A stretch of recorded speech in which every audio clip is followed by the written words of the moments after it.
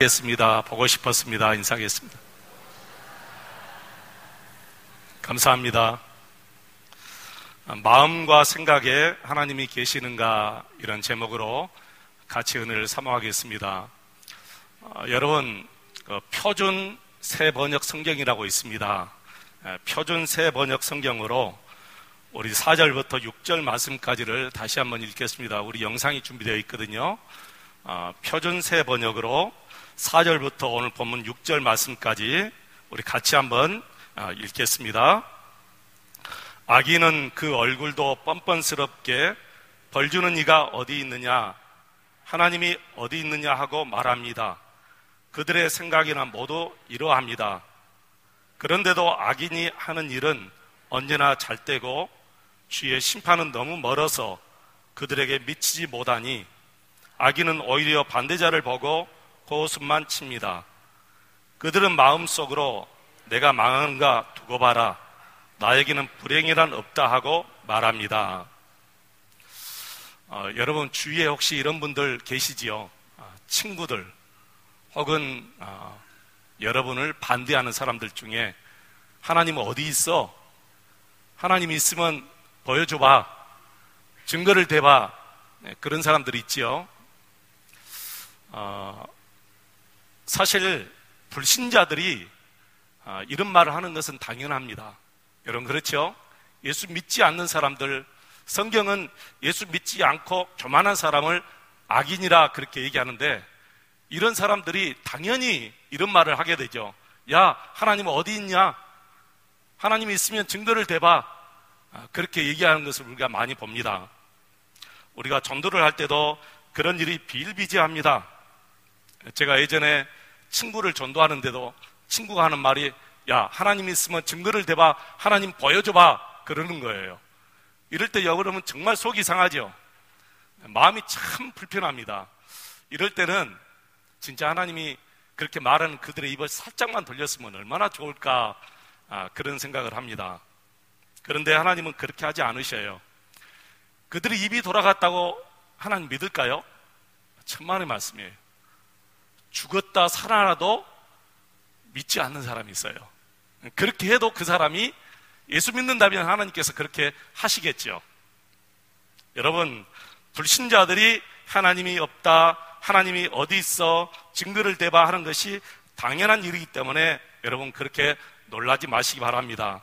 문제는 이 정도의 것이 아니에요. 오늘 본문 말씀 보니까 세상에서 크는 악한 자들이 하는 일이 너무너무 잘되고 형통하고 승승장구한다 그랬어요.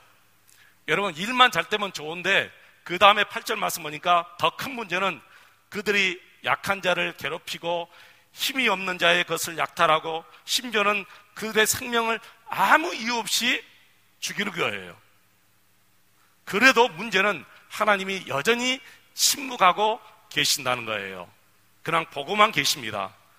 그래서 다윗도 힘들고 사실 우리도 힘들죠.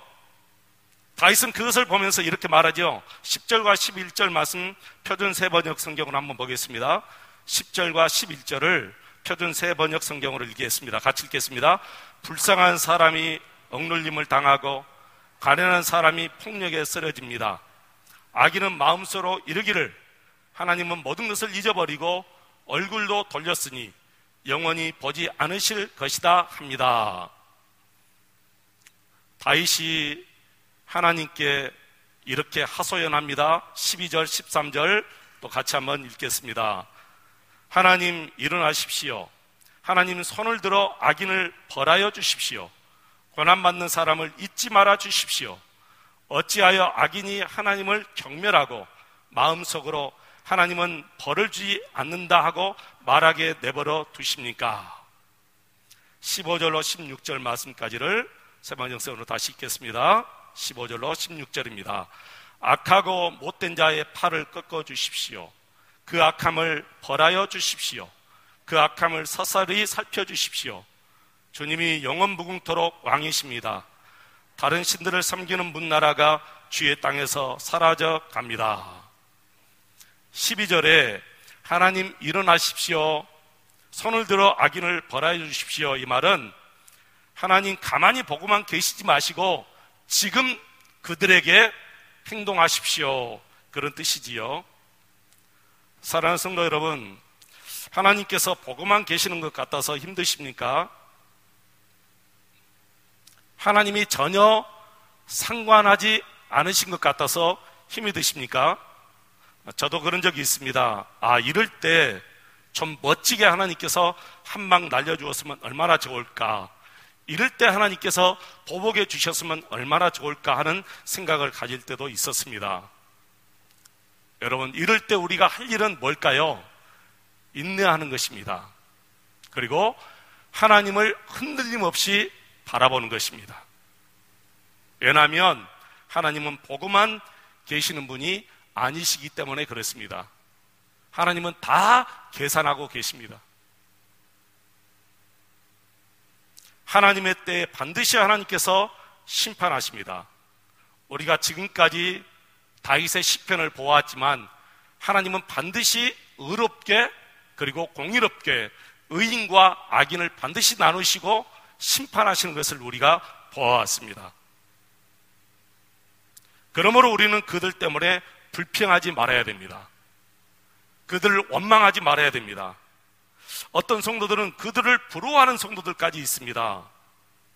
여러분, 생각을 잘 하셔야 됩니다. 세상에 부러워할 것이 따로 있지, 어떻게 악인들의 형통을 여러분 부러워합니까? 어떻게 그것을 여러분 시기합니까? 시편 37편 7절 말씀 보니까 악인들의 형통을 부러워하지 말라 했어요. 우리가 부러워해야 될 것은 믿음으로 사는 자를 부러워해야 돼요. 정말 저분 참 믿음으로 살구나. 악인들의 형통을 부러워하지 말고 믿음으로 사는 성도들을 부러워하라는 거예요. 그래서 여러분, 결론은 뭘까요? 믿음이에요. 살아계신 우리 하나님, 의롭게 공의롭게 심판하실 하나님을 믿는 그 믿음밖에 없습니다. 결론은 믿음입니다. 그래서 하나님을 믿는 믿음이 약하거나 하나님을 믿는 믿음이 없으면 다 무너져요. 악한 자들의 형통을 부러워하게 되고 원망하게 되고, 그리고 다시 세상으로 갈 수밖에 없고 돈의 유혹에 다 넘어질 수밖에 없습니다. 그래서 이 모든 문제를 풀 수 있는 힘이 어디에서 오느냐? 하나님을 믿는 믿음에서 온다는 거예요. 다윗은 분명히 하나님이 살아계시다고 믿었어요. 그럼에도 불구하고 가슴이 무너지고 눈앞이 캄캄할 때가 분명히 왔잖아요. 여러분, 1절 말씀 세번역 성경으로 한번 읽어보겠습니다. 오늘 1절 말씀 세번역 성경으로 다시 한번 같이 읽겠습니다. 주님, 어찌하여 주님께서는 그리도 멀리 계십니까? 어찌하여 우리가 고난을 받을 때 숨어 계십니까? 다윗처럼 이렇게 믿음이 충만한 성도들도 단 한순간에 휘청거릴 때가 있어요. 그럼에도 다윗은 넘어지지 않았죠. 휘청거릴 수가 있고 마음이 불편할 수가 있지만은 그래도 다윗은 무너지지 않았습니다. 하나님을 믿는 믿음이 그들을 붙잡아 주기 때문에 그래요. 그리고 나중에 다윗이 곧 하나님의 승리를 고백하고 노래하는 말씀이 이제 16절로 18절 말씀에 항상 같이 나오죠. 여러분, 16절 18절 또 세번역 성으로 같이 한번 또 읽겠습니다. 주님이 영원 무궁토록 왕이십니다. 다른 신들을 섬기는 문나라가 주의 땅에서 사라져 갑니다. 주님, 주께서는 불쌍한 사람의 소원을 들어주십니다. 그들의 마음을 붙들어 주시고 그들의 소리에 귀를 기울여 주십니다. 고아와 억눌린 사람을 변호하여 주시고 다시는 이 땅에 억압하는 자가 없게 하십니다. 아멘. 다윗은 자기에게 닥친 환난보다 더 큰 믿음을 가졌기 때문에 그 환난을 이길 수가 있었던 거예요. 여러분, 우리가 준비해야 될 것은 믿음밖에 없어요. 믿음이 크면 환난이 작게 보입니다. 하나님을 믿는 믿음이 크면 염려가 조그맣게 보여요. 자신이 있으면 무엇이든지 작게 보인대요. 자신이 없으면 무엇이든지 크게 보일 수밖에 없어요.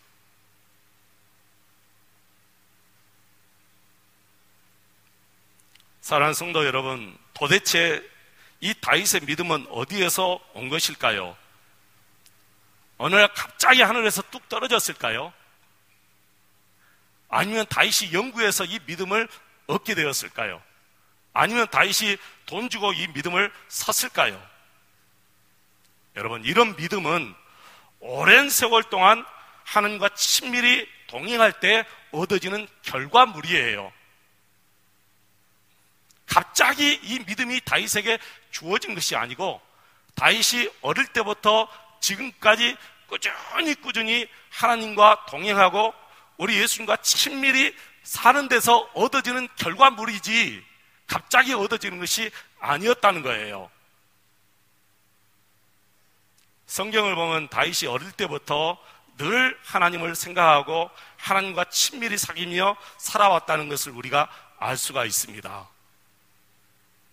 어릴 때 다윗이 아버지의 양을 쳤잖아요.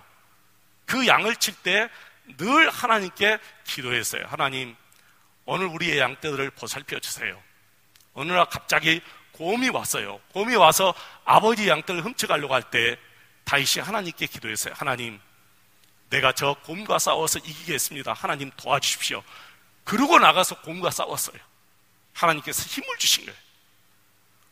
어느 날은 사자가 왔어요. 하나님, 사자가 왔어요. 하나님, 저 사자와 싸우겠습니다. 하나님, 나를 도와주세요. 나를 붙잡아 주세요. 그리고 사자와 싸워서 여러분 이겼어요.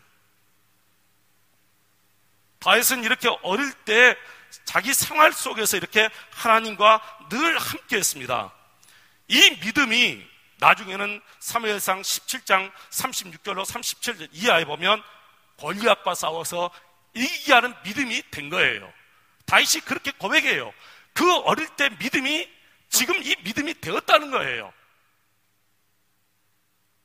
어릴 때 사자와 싸울 때, 내가 어릴 때 곰과 싸울 때 하나님 앞에 기도해서 하나님께서 나에게 힘을 주셨는데 내가 그 하나님을 지금까지 계속 바라옴으로 내가 믿음이 생겼다는 거예요. 그 믿음을 가지고 내가 골리앗 앞에 나갔다. 그렇게 성경은 얘기해요. 사랑하는 성도 여러분, 다윗이 이렇게 어릴 때부터 늘 하나님과 친구처럼 사귀며 살았기에 이 믿음이 얻어지게 된 것입니다. 놀라운 일입니다. 나중에 다윗이 어른이 되었습니다. 그리고 왕이 되었습니다. 역대상 14장 6절 이하에 보시면 블레셋 군대와 싸울 때 이 다윗이 하나님께 물어요. 하나님, 이 블레셋 군대와 싸울까요? 싸우지 말까요? 내가 그들을 쳐서 올라갈까요? 어떻게 할까요? 그러니까 하나님께서 쳐서 올라가라. 내가 그들을 너희 손에 붙이겠다. 그래서 블레셋과 싸워서 다윗이 승리해요. 나중에 블레셋 군대가 또 쳐들어와요. 그래서 하나님께 또 물어요. 하나님, 어떻게 할까요? 또 그들과 싸움을 해야 될까요? 전쟁을 해야 될까요? 그렇게 물으니까 하나님께서 아주 세밀하게 이번에는 이렇게 또 일러주셔요. 다윗아, 이번에는 바로 정면으로 쳐들어가지 말고 그들 후방으로 돌아서 가거라. 그리고 뽕나무 숲을 근처에서 기습을 해라. 이렇게 하나님께서 너무 세밀하게 일러주십니다. 여러분, 놀라운 일이지요. 이런 성경 말씀을 읽으면 정말 눈물이 나와요. 아, 다윗이 하나님께 이렇게 매 순간 이렇게 다 묻고 또 묻고 살았구나. 하나님, 오늘 마트를 가는데 오늘 무슨 물건을 살까요? 이렇게 물어볼 수도 있잖아요, 여러분. 오늘 내가 누구와 약속이 되어 있어요. 하나님, 몇 시에 누가 약속이 됐는데 하나님, 내 입술에 말씀을 주세요. 하나님께서 지혜를 주세요. 이렇게 계속해서 하나님께 묻고 또 묻고 또 묻고 살아갔다는 것은 하나님께서 말씀하실 때 순종할 수 있는 준비가 되었다는 거예요. 여러분 생각해 보세요. 하나님께 다윗이 물었다는 것은 하나님의 말씀에 순종할 준비가 되어 있다는 거예요. 순종할 준비가 되어 있지 않고 어떻게 하나님께 묻겠습니까, 여러분? 준비가 되어져 있는데 준비가 되어 있지 않고 하나님께 물어서 하나님이 이거 해라 그럴 때 내가 순종할 수 있겠어요? 순종할 수 없지요. 그러므로 다윗이 이렇게 매 순간순간 하나님께 물었다는 것은 다윗이 어릴 때부터 하나님의 말씀에 순종할 준비가 다 되어 있다는 것을 의미하는 거예요. 여러분, 믿음은 막연하게 바라보는 것이 믿음이 아니에요. 너무나 많은 성도들이 막연한 희망에 의지하여 힘들고 반복되는 나날을 살아갑니다. 막연하게 바라보는 것은 하나님을 믿는 믿음이 아니고 우상을 믿는 믿음이에요. 우상을 믿는 사람들은 막연한 희망을 가지고 믿어요. 우상이 어떻다 하는 것을 전혀 모릅니다. 여러분 한번 생각해 보세요.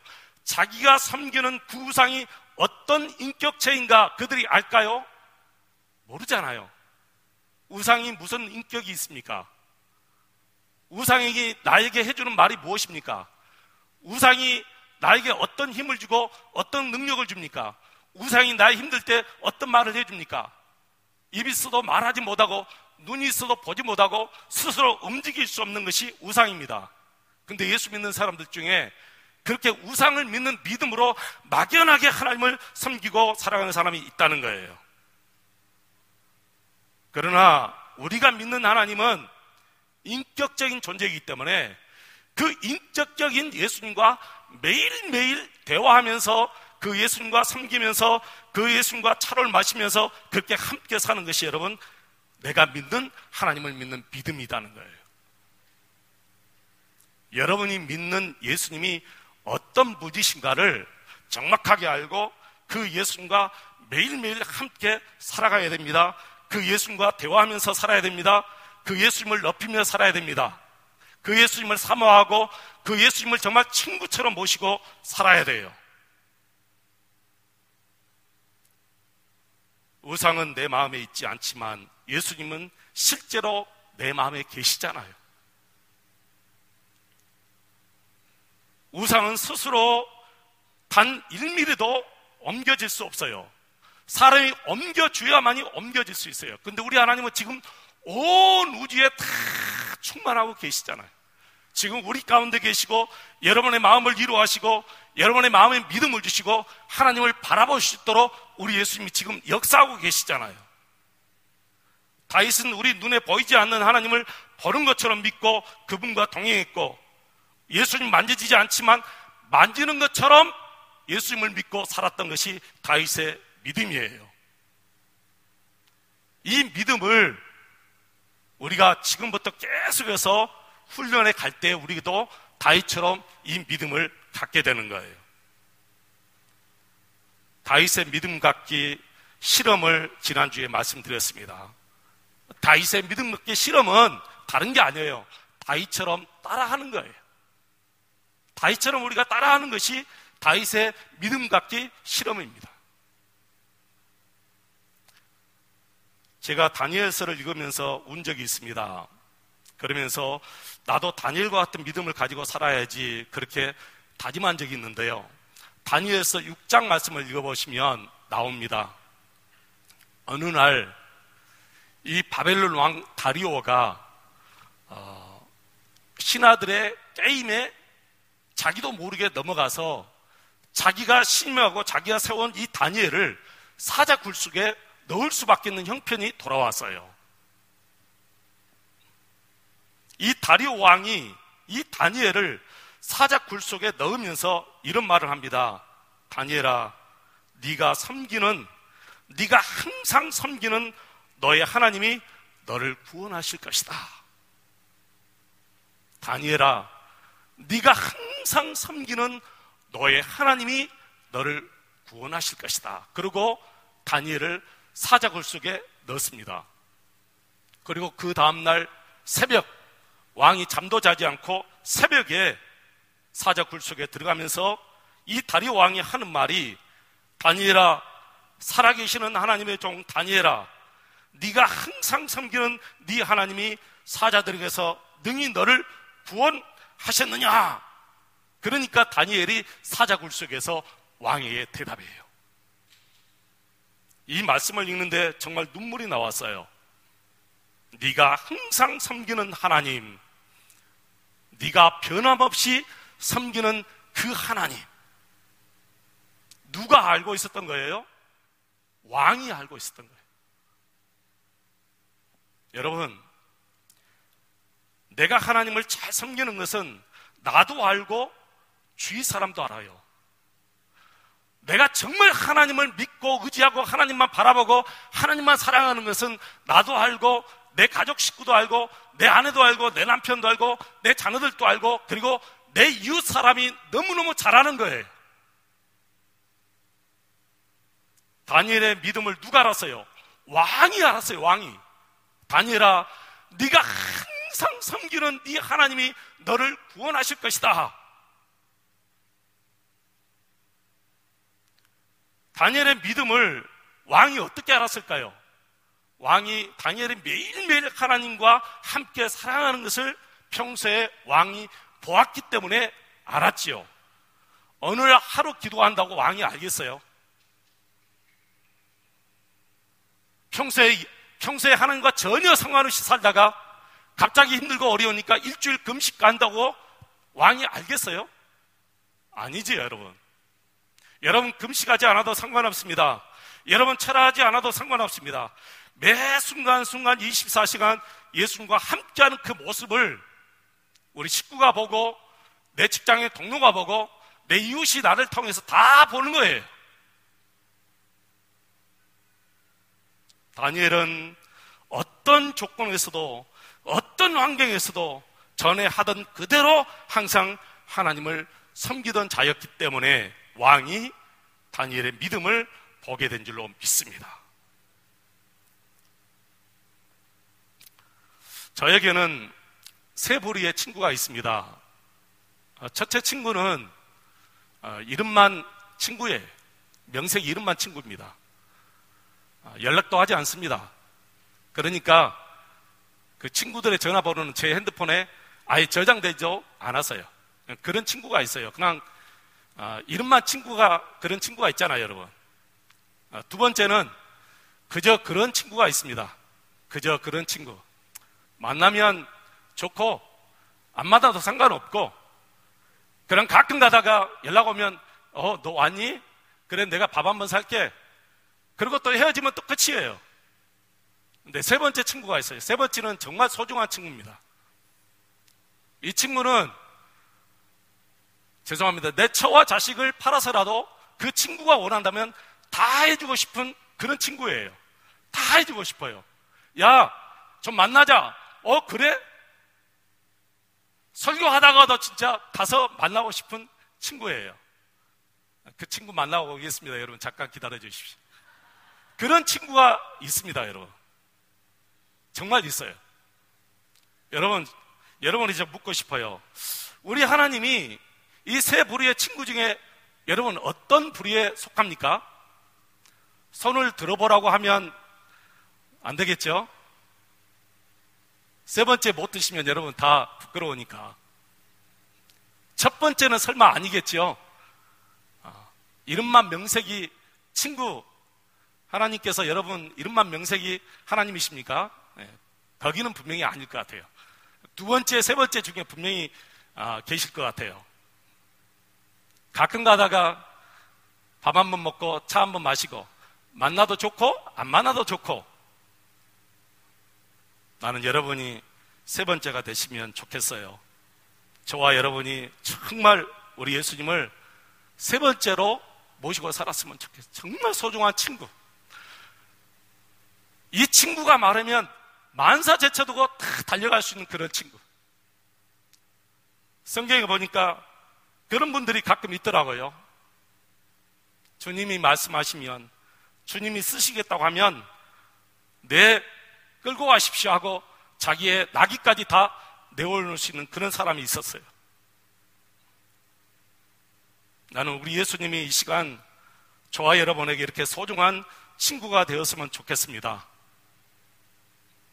내 모든 재산을 다 팔아서라도 우리 예수님이 원하신다면 예수님 하겠습니다 할 수 있는 그런 친구가 예수님이 되었으면 좋겠습니다.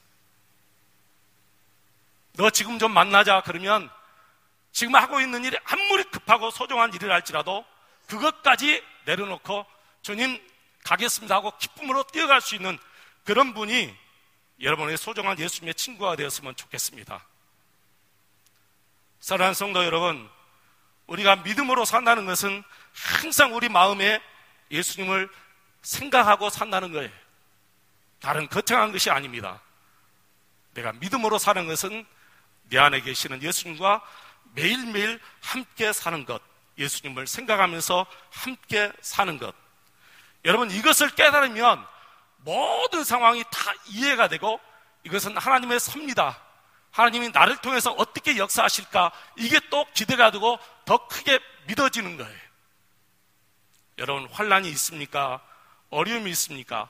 내가 풀 수 없는 어떤 문제가 있습니까? 믿음으로 바라보시기 바랍니다. 여러분 안에 계시는 예수님을 보시면 그 예수님 때문에 그 어떤 어려움에서도 흔들리지 않게 됩니다. 넘어지지 않게 돼요. 유혹에 휩쓸리지 않게 됩니다. 이런 믿음이 저와 여러분의 있기를 축원합니다. 다윗의 믿음, 다니엘의 믿음이 있게 되기를 축원합니다. 그러나 이 믿음은 어느 날 갑자기 하늘에서 뚝 떨어져서 내가 받는 것이 아닙니다. 여러분, 지금부터 훈련을 해야 됩니다. 아침에 눈을 뜨면 바로 예수님이 생각이 나와야 돼요. 아직 그렇지 못한 분 계시지요? 눈을 뜨자마자 예수님 생각이 나신 분들은 지금 이제 진짜 출발하는 단계예요. 이미 출발했어요, 그분들은. 그리고 저녁에 주무실 때 반드시 하나님 오늘도 지켜주셔서 감사해요. 오늘 저녁에 평안한 잠을 잘 수 있도록, 깊은 잠을 잘 수 있도록 예수님 도와주세요. 그렇게 또 기도하고 잡니다. 이게 다 훈련이 돼요. 여기서부터 계속해서 훈련이 되면 이제 나중에 여러분 매 순간순간 예수님과 함께 사는 믿음이 갖게 될 줄로 믿습니다. 그 믿음이 바로 여러분을 구원하시고 그 믿음이 바로 여러분을 이끌어가는 거예요. 이 시간 우리 함께 기도하십시다. 오늘 말씀을 생각하면서 이런 믿음 갖기를 원합니다.